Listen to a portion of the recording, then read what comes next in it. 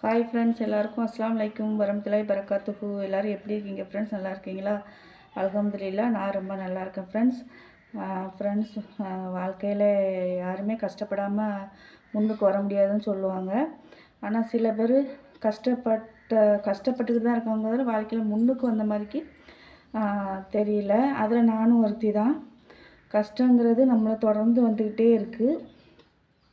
என்னைக்காவது ஒரு நாள் நம்மளை விட்டு கஷ்டம் போகும் அப்படிங்கிறதுக்காக தான் நம்ம துவா செஞ்சுக்கிட்டு இருக்கோம். இன்ஷா அல்லாஹ் அதை மாற்றி எல்லாம் தருவான் நம்பிக்கையோடு வாழ்ந்துட்டுருக்கோம். இன்றைக்கி காலையில் எங்கள் வீட்டில் என்ன சாப்பாடுனா, இன்றைக்கி காலையில் எங்கள் வீட்டில் வந்து சேமியா பிரியாணி. நேற்று ஞாயிற்றுக்கிழமெல்லாம் கறி எடுத்து வச்சுருந்தேன். அது கொஞ்சம் மிச்சம் இருந்துச்சு. அதில் கொஞ்சம் சேமியா காலையில் கறி போட்டு கிண்டிட்டேன். இன்னைக்கு காலையில் தான் சாப்பாடு. காலையில் வந்து நிறைய வேலை இருந்துச்சு கொஞ்சம். நேற்று வந்து ட்ரெஸ் எடுக்க போனோம் சாயங்காலம். ஏன்னா நான் ஹஜ்ஜி பண்ண வருதா, எனக்கு வேறு அப்பப்போ கொஞ்சம் உடம்பு சரியில்லாமல் இருக்குது. அதனால் நம்ம நேற்றுக்கே போய் எடுத்துகிட்டு வந்துடுவோம்னு சொல்லிவிட்டு நேற்றே போய் எடுத்துகிட்டு வந்துட்டோம் ஃப்ரெண்ட்ஸ். நீங்கள்லாம் ட்ரெஸ் எடுத்தீங்களான்னு கமெண்ட் பண்ணுங்கள். பையனுக்கு மட்டும் ட்ரெஸ் எடுத்திருக்கேன், பொண்ணுக்கு ஏற்கனவே எடுத்து கொடுத்துட்டேன். ட்ரெஸ்ஸு எடுத்து வச்சுருக்கேன், அவன் பெருநாக்கு வருவான்.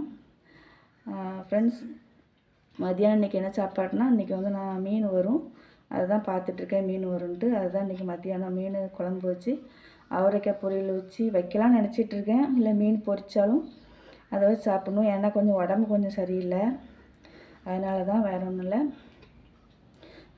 இன்றைக்கி வந்து இப்போ வெயில் கொஞ்சம் மழை, நேற்று கொஞ்சம் லேசாக தூரிச்சு. உங்களுக்கு உங்கள் ஊரில் எப்படின்னு கமெண்டில் சொல்லுங்கள்.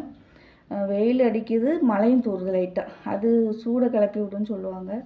அந்த மாதிரிக்கு தான் இருக்குது கிளைமேட் வந்து. ஆனால் வெயில் அவ்வளோவா இல்லை, அப்படியே நார்மலாக இருக்குது.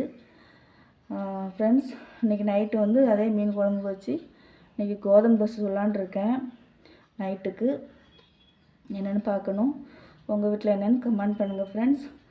அப்புறமாட்டு இன்றைக்கி என்னென்னா, மீன் வந்து சாலை மீன் தான் வரும்னு சொன்னாங்க. என்னன்னு தெரியல, அந்த அண்ணன் என்ன கொண்டு வராங்கன்னு தெரியல. அதை பொறுத்து தான். இல்லாட்டி மீனை பொரித்து ரசம் வைக்கணும். சாலை மீன்னா மீன் குழம்பு நம்ம மத்தியானம் மீன் குழம்பு வச்சிட்டோம்னு வச்சுக்கோங்களேன், நைட்டுக்கு வந்து நமக்கு வந்து ஈஸியாக இருக்கும்.